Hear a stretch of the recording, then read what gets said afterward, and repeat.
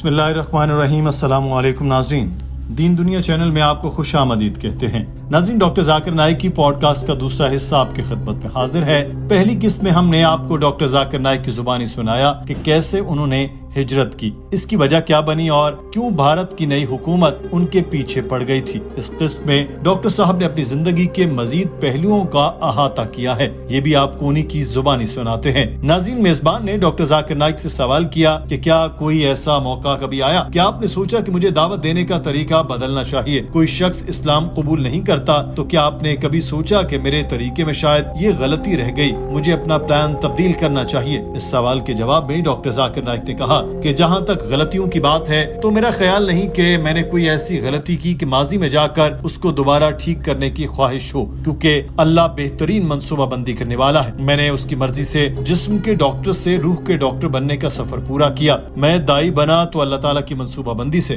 میں نہیں چاہتا تھا کہ میرا بیٹا ڈاکٹر بنے، مگر وہ بنا اور اس پر مجھے کوئی پچھتاوا نہیں۔ وہ اب دعوت کے راستے پر آ گیا ہے۔ پروفیشن چاہے جو بھی اپنائے، وہ اللہ تعالیٰ کے راستے پر چل رہا ہے تو میں خوش ہوں۔ بہت سے لوگ آتے ہیں اور کہتے ہیں کہ ہم بھی آپ کی طرح اپنے بیٹے کو ڈاکٹر بنانا چاہتے ہیں اور اس کے بعد اس کو دعوت کے سفر پر بھیجنا چاہتے ہیں تاکہ وہ زیادہ سے زیادہ علم حاصل کرے اور پھر لوگ اس کی بات سنیں۔ میں ان سے کہتا ہوں کہ یہ غلط فہمی ہے کہ لوگ مجھے اس لیے سنتے ہیں کہ میں ایک میڈیکل ڈاکٹر ہوں۔ کچھ حد تک یہ درست ہے کہ ایک ایسا شخص لیکچر دے رہا ہو جو زیادہ پڑھا لکھا نہیں اور دوسری طرف ایک ڈاکٹر لیکچر دے رہا ہو تو لوگ ڈاکٹر کو زیادہ سنیں گے، لیکن اگر آپ بڑے لیول پر چلے جائیں تو یہ معنی نہیں رکھتا کہ آپ ڈاکٹر ہیں یا نہیں، لوگ آپ کو سنتے ہیں۔ اور اس کی بہترین مثال شیخ احمد دیدات ہیں۔ وہ صرف چھٹی جماعت پاس تھے۔ چھٹی پاس شخص عیسائی اسکالرز کو چیلنج کر رہا تھا۔ یہ کیسی عجیب بات تھی، یہ سب اللہ کی مرضی تھی۔ ایسے ہی اللہ تعالیٰ چاہے کہ لوگ میرے لیکچر میں آئیں تو پھر کوئی انہیں روک نہیں سکتا، اور اللہ تعالیٰ چاہے کہ لوگ میرے لیکچر میں نہ آئیں تو کائنات کی کوئی طاقت انہیں میرے لیکچر میں لا نہیں سکتی۔ اللہ لوگوں کے دلوں میں محبت ڈالتا ہے۔ میں 27 سال کی عمر میں شیخ احمد دیدات سے متاثر ہوا تھا۔ میں بعمل مسلمان پہلے بھی تھا، مگر میرے اندر دعوت کا جنون نہیں تھا۔ میں بس ایک عام مسلمان تھا۔ میرا بیٹا 28 سال کا ہو گیا ہے اور اب وہ قرآن حفظ کر چکا ہے۔ وہ عربی فر بولتا ہے، انگریزی بہت اچھی ہے۔ لوگ سمجھتے ہیں کہ میں حافظ قرآن ہوں لیکن میں نہیں ہوں۔ لوگ سمجھتے ہیں میں عربی سمجھتا ہوں لیکن ایسا نہیں ہے۔ میں کچھ عربی سمجھ لیتا ہوں مگر بول نہیں سکتا، لیکن پھر بھی میں ماضی میں جا کر اپنے آپ کو بدلنا نہیں چاہتا۔ اللہ تعالیٰ کا شکر ہے کہ اس نے جیسا بھی رکھا بہتر رکھا۔ بہت سے حافظ قرآن آیات کے حوالے نہیں دے سکتے، مگر میں حوالہ جات کے ساتھ آیات بتاتا ہوں۔ یہ اللہ تعالیٰ کا پلان ہے۔ I did and I would not do. No, I'm happy with it. Yet I can quote the Quran what Hafiz al-Quran cannot do. The references I give a normal Hafiz cannot do. It's Allah's planning. So I cannot say that is there any mistake which I would not want to do. But if I plan for my son, I would plan something better than my childhood. As an average person, so average dai, if a person comes and says I want to become a dai, I will give him a blueprint. And if you see, it doesn't match at all with my childhood. But at the end of the day, the most important is the help of Allah. So with all the education, now my son is doing masters, inshallah he'll do PhD, maybe double PhD, but that really doesn't help in dawah. Yes, it does help to a very small level. Doing a degree from the university, whether it be Jamiat al-Imam where you pass from Madinah University, may help you get a job, but for dawah it's good, but that's not enough. You have to have durus with the top sheikhs. Doctor Zakir Naik نے کہا کہ زندگی میں کچھ بھی کریں اس میں اللہ تعالیٰ کی مرضی شامل حال ہونی چاہیے۔ جب میں نے دعوت شروع کی تو لوگوں نے کہا کہ اگر آپ اسلامی پروگراموں کو کیبل پر چلانے کے خواہش مند ہیں تو ممبئی اس کے لیے بہت مشکل شہر ہے۔ یہاں ایسا نہیں ہوتا، اس پر کچھ بھی چلانے کے لیے آپ کو انہیں پیسے دینے ہوتے ہیں۔ ہم نے یہ کیا کہ اپنی کیسٹ ان کو دیں، وہ کیبل پر چلائیں، اور اللہ تعالیٰ کا شکر ہے کہ وہ سفر آج پیس ٹی وی پر جا پہنچا جس کے دیکھنے والے لاکھوں کروڑوں ہیں۔ یہ سب اللہ تعالیٰ کی مدد سے ہوا۔ پھر اس کے بعد دوسرا اعتراض تب ہوا جب ہم نے کانفرنس کے دوران کلمہ پڑھانا شروع کیا۔ پولیس نے بھی ہم پر اعتراض کیا۔ بھارت میں آئین کی روح سے ہر کسی کو اپنے دین کی تبلیغ، اس کی دعوت اور پھیلانے کا اختیار حاصل ہے۔ اسی طرح تو ہم کوئی قانون نہیں توڑ رہے تھے۔ تو جب پولیس نے مجھے کہا کہ پبلک میں کلمہ نہ پڑھاؤ تو میں نے ان سے کہا کہ مجھے یہ لکھ کر دیں، جس پر وہ خاموش ہو جاتے۔ صرف ایک شخصیت نے مجھے سپورٹ کیا اور وہ میری اہلیہ تھی۔ جب ہم پیس ٹی وی چلا رہے تھے تو ہم نے ہزاروں لوگوں کو کلمہ پڑھایا اور یہ ریکارڈنگز سارا سال چلتی رہتی تھی۔ اب 25% دیکھنے والے غیر مسلم تھے तो सोचे कि अगर पीस टीवी को 100 मिलियन लोग भी देख रहे थे तो इसमें 25 मिलियन तो गैर मुस्लिम थे। तो जब पीस टीवी पर कोई गैर मुस्लिम कलमा पढ़ता तो घर बैठकर उन्हें देखने वाले गैर मुस्लिम भी मुतासिर होते थे और उनको भी तरगीब मिलती थी कि वो भी कलमा पढ़ें। इससे हमारा काम और आसान होता था। ये देखकर हमने सोचा कि हम 100-200 लोगों को कलमा पढ़ाते हैं और उन्हें देखकर घरों में मौजूद हजारों लोग भी कलमा पढ़ रहे होते हैं। डॉक्टर जाकिर नाइक ने कहा कि भारत में हमारी दावत की खिदमत बहुत अच्छी चल रही थी, मगर अब उसमें रुकावट आ गई और मैं मुंबई में आज होता तो जेल में होता, क्योंकि तमाम दाई जो हुकूमत की हिदायत पर अमल नहीं करते मोदी उन्हें जेल में डाल देता है। इसी वजह से मैं हिजरत पर भी मजबूर हुआ और अल्लाह ताला के शुक्र है कि हिजरत के बाद मेरे ईमान में मजीद इजाफा हो गया। और इस सब में बेहतरीन बात यह है कि जिन्होंने मेरी दावत पर इस्लाम कबूल किया उसका सवाब भी आज भी मिल रहा है। लोग मुझे आज भी मिलते हैं और बताते हैं कि उन्होंने पीस टीवी की वजह से इस्लाम कबूल किया था। एक इंसान होने के नाते ये नहीं कह रहा कि मैं परफेक्ट हूँ, लेकिन अगर आप मुझसे पूछें कि माजी में वापस जाऊंगा तो इसका जवाब नहीं है, क्योंकि मैं अपने माजी से बहुत खुश हूँ। If I don't give Shahada, I do agree with you. Maybe I would have worked for another 10 years in Bombay. If I was in Bombay, I would have been in jail now. Because all the top dais who don't follow the guidelines of the government or don't toe the line of Modi, they are behind bars. Doctor साहब का कहना था कि मैंने अरबी सीखने के लिए सऊदी अरब का सफर किया। शेख अब्दुल अजीज तरीफी मेरे उस्ताद थे। मैंने ख्वाहिश का इजहार किया कि मैं सऊदी अरब में भी एक इस्लामी चैनल खोलूंगा। उन्होंने कहा कि ऐसा मत करना, अभी तुम अरबी नहीं बोल सकते, अंग्रेजी में बात करते हो तो लोग तुम्हें मोहब्बत करते हैं, अरबी में बात करने लगोगे तो मुकाबले का रुझान पैदा हो जाएगा। और वो सही थे। मैं जब भारत में था तो मैं अंग्रेजी में लेक्चर देता था, तो मुझे पुलिस की ज्वाइंट कमिश्नर ने कहा कि तुम उर्दू या हिंदी में लेक्चर दो, क्योंकि लोगों की अक्सरियत अंग्रेजी नहीं समझती। मैंने सोचा बात तो सही है और मैंने हिंदी में लेक्चर शुरू किए। मेरी ऑडियंस बढ़ गई, मगर हुआ ये कि जो मौलाना और उलमा उर्दू में लेक्चर देते थे उनको ये पसंद नहीं आया। कुछ ने ये फतवा भी दे दिया कि मैं काफिर हूँ। तो मैंने सोचा कि शेख अब्दुल अजीज की वाकई बहुत गहरी नजर है। यही उलमा थे जो मेरी बहुत तारीफ किया करते थे और यही आज मेरे खिलाफ फतवा दे रहे हैं। ये हसद था। तो ये अल्लाह ताला का प्लान था कि मुझे अरबी बतौर जबान बोलना नहीं आई। मैंने कोशिश बहुत की मगर मुझे ज्यादा समझ नहीं आई। नाज़रीन, मेजबान ने सवाल किया कि आपकी दावत की टेक्निक बहुत अच्छी है और आपकी याददाश्त भी जबरदस्त है, इन दोनों से मुताल्लिक कुछ बताएं। डॉक्टर साहब ने कहा कि बहुत से लोगों ने मुझसे सवाल किया कि मैं उनको जवाब देता हूँ। सूरह अल इमरान में अल्लाह ताला ने फरमाया कि अगर अल्लाह तुम्हारी मदद करे तो तुम पर कोई गालिब नहीं आ सकता, अगर अल्लाह तुम्हें छोड़ दे तो कौन है जो तुम्हारी मदद कर सकता है। लिहाजा अहले ईमान अल्लाह पर भरोसा रखें। दूसरी सूरह अनकबूत में लिखा है कि अल्लाह की राह में जद्दोजहद करो। और तीसरे नंबर पर अल्लाह फरमाता है कि अगर तुम इल्म नहीं रखते तो उससे पूछो जो जानता है। जब मैं ये चीजें बताता हूँ तो मेरी बात सुनकर कहते हैं ये तो ठीक है, आप बताएं आपकी टेक्निक क्या है। मैं कहता हूँ कि भाई मैं आपको पहली, दूसरी और तीसरी तरजीह बता रहा हूँ और आप मुझे पहली, दूसरी छोड़कर तीसरी तरजीह का पूछ रहे हैं। अल्लाह की मदद, उसकी राह में जद्दोजहद को तो आप भूल गए, बराह रास्त तीसरी चीज पर क्यों आते हैं? पहले ऊपर वाली दोनों तो पूरी करें। लोगों को पूछना चाहिए कि अल्लाह ताला की मदद कैसे लें, मगर वो ये नहीं पूछते बल्कि टेक्निक का सवाल बार बार करते हैं। तो दावत की तरबियत में हम तलबा को यही बताते हैं कि अल्लाह ताला की मदद कैसे हासिल करनी है।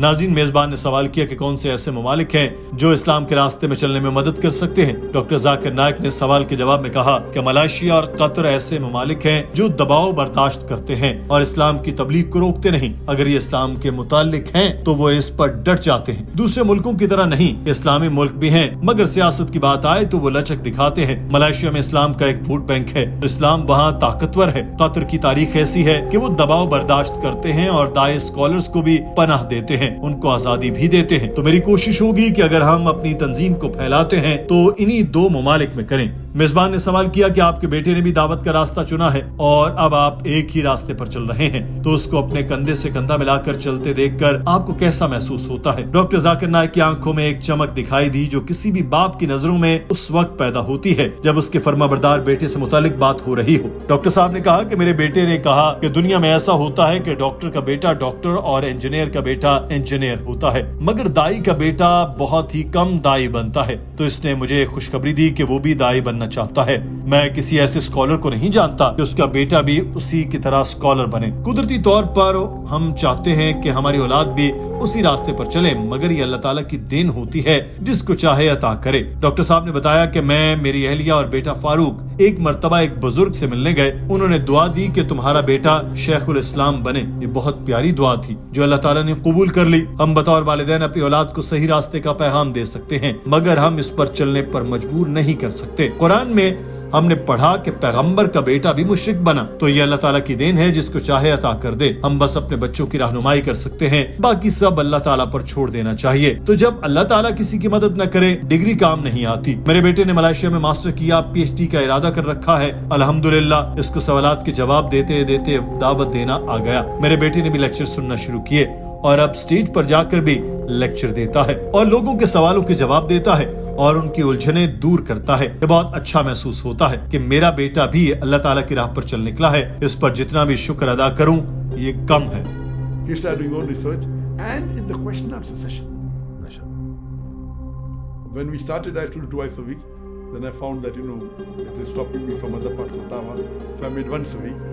When my son came back to Malaysia after free graduation, then the first and third Saturday I handled the question answer session. Doctor साहब का कहना था कि आज के मुसलमान नमाज को ज्यादा अहमियत नहीं देते, हालांकि जब अल्लाह ताला बुलाए तो लाजमी जाना चाहिए। अल्लाह ताला के बुलावे से ज्यादा कोई चीज अहम नहीं। जब नमाज हो तो हमें मस्जिद में होना चाहिए। दाई को अगर अल्लाह ताला की मदद चाहिए तो उसको नमाज की पाबंदी लाजमी करनी चाहिए, क्योंकि नमाज से ही अल्लाह ताला की मदद मिलती है और अल्लाह ताला सारे रास्ते खोल देता है। और सिर्फ दाई नहीं बल्कि आम मुसलमान को भी नमाज नहीं छोड़नी चाहिए। मदद चाहिए तो नमाज पढ़नी है, यही निजात की कुंजी है। मेजबान ने सवाल किया कि क्या किसी को इस्लाम कबूल कराने के मुज़ाकरा या बहस लाजमी है?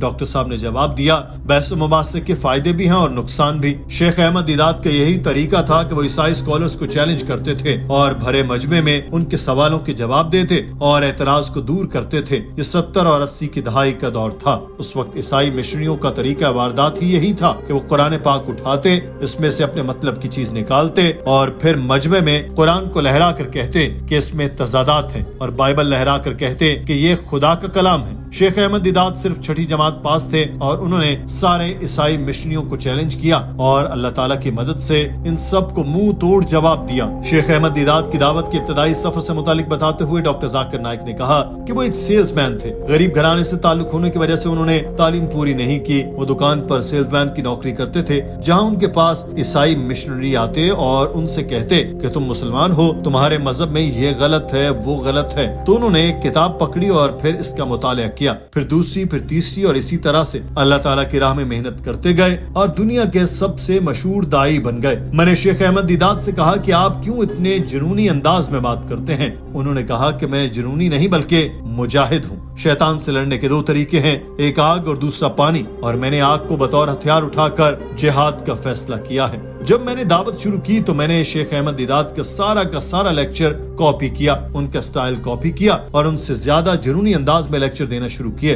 लोगों ने मुझे पसंद करना शुरू किया, मगर ऐसा करते करते मैंने महसूस किया कि दाई को सिर्फ वसीला ही नहीं बल्कि नर्म मिजाज भी होना चाहिए। इरशाद बारी ताला है कि अपने रब के रास्ते की तरफ दानिशमंदी और उम्दा नसीहत से बुला और उनसे पसंदीदा तरीके से बहस कर। बेशक तेरा रब खूब जानता है कि कौन उसके रास्ते से भटका हुआ है और हिदायत याफ्ता को भी खूब जानता है। तो मैंने अपना मिजाज धीमा कर लिया। अब जहाँ जरूरत होती है नर्म मिजाज भी होता हूँ और वसीला भी बन जाता हूँ। नाज़रीन, मेजबान ने सवाल किया कि आप अपने सवाल करने वालों से बहस क्यों नहीं करते, और दूसरा ये कि लोग कहते हैं कि आप लोगों को उनके मजहब से भटकाते हैं। वो जिस मजहब को भी मानते हैं उस पर यकीन करना उनका हक है। डॉक्टर जाकिर नाइक ने बताया कि लोग मेरे सामने आते हैं और कहते हैं कि हमने बहस करो, हमसे मुज़ाकरा करो। मैं इनसे कहता हूं कि अगर आप मुझसे बहस करना चाहते हैं तो कम से कम इतने लोग तो जमा करें कि मेरे फॉलोअर्स की 10% तक हो। अगर मैं 10 लाख जमा करता हूं तो आप 10,000 तो जमा करें। दूसरे सवाल के जवाब देते हुए कहा कि मिसाल देता हूं कि लोग मेरे सामने आते हैं और कहते हैं कि आप हिंदुओं को बुरा भला कहते हैं, हिंदू मत को झूठा कहते हैं, मगर मैंने ऐसा कभी नहीं कहा। मैं तो इनसे कहता हूं कि हमें आपस में लड़ाई नहीं करनी चाहिए। सब मज़ाहिब के मानने वालों को इस चीज पर ईमान रखना चाहिए कि उनकी किताब में जो लिखा है उसी पर अमल करें। अगर हिंदुओं को देखें तो उनकी किताबों में लिखा है कि अल्लाह ताला एक है, उसका कोई शरीक नहीं, उसकी कोई शबी नहीं, मगर वो बुतों की पूजा करते हैं। एक खुदा को छोड़कर करोड़ों देवी देवताओं को मानते ہیں. ان کے ویدوں میں لکھا ہے کہ ایک آخری نبی آئے گا, اس کے 4 ساتھی ہوں گے, میدان جنگ میں فرشتے اس کی مدد کریں گے. اس کا نام احمد بتایا گیا, ماں کا نام آمنہ اور والد کا نام عبداللہ بتایا گیا. مگر ہندو ان سب چیزوں کو نہیں مانتے کیونکہ وہ اپنی کتاب کو نہیں مانتے. ان کو معلوم ہی نہیں کہ ان کی کتاب میں کیا لکھا ہے. اگر ان کو معلوم ہو جائے تو پنڈتوں کی دکانوں کا شٹر گر جائے. اس لیے پنڈت چاہتے ہیں کہ وہ مندروں میں آتے رہیں اور ان پر چڑھاوے چڑھاتے رہیں تاکہ ان پنڈتوں کے گھر چلتے رہیں. اسی طرح سے بائبل میں بھی, جس میں لکھا ہے کہ جیزس خدا نہیں بلکہ خدا صرف ایک ہے, مگر عیسائی ٹرینٹی یعنی عقیدہ تثلیث کو مانتے ہیں. اب ان کو کون سمجھائے. میں نے اسلام اور ہندو مت میں مماثلت پر پہلا لیکچر دینا چاہتا تھا تو لوگوں نے بہت تنقید کی کہ یہ کیسے ہو سکتا ہے کہ تم اسلام کے خلاف جا رہے ہو. ہندو مت اور اسلام میں کوئی چیز مشترک نہیں, تم گمراہ ہو, اور نہ جانے کیا کیا کہا. مگر جب میں نے لیکچر دیا تو سب دنگ رہ گئے. میں نے ہندوؤں کو ان کی کتاب سے ہی سمجھایا کہ وہ غلط کر رہے ہیں, ان کو اپنی کتابوں کو ماننا چاہیے. And I don't intend giving a lecture. But the Brahma Sutra of Hinduism is Ekam Braham Dvitya Naste, Nena Naste Kinchan. That Bhagwan एक ही है, दूसरा नहीं है, नहीं है, जरा भी नहीं है. There is only one God, not a second one, not at all, not in the least. There are various sources. Doctor Zakir Naik نے اپنی بات سمیٹتے ہوئے کہا کہ دعوت کے کام میں چلنا ہر مسلمان کا فرض ہے. دائی کا مطلب ہی لوگوں کو اسلام کی دعوت دینا ہے, اور یہ کام دنیا کے سب سے بڑے کاموں سے زیادہ اہم ہے. لوگ عموماً مجھ سے پوچھتے ہیں کہ ایسا کیا کام ہے جو آپ دعوت کے علاوہ کرنا چاہتے ہیں. میں ہمیشہ کہتا ہوں کہ میں اللہ سے دعا کرتا ہوں کہ مجھ سے کام لے اور اسلام کی تبلیغ میں میرا مددگار بنے.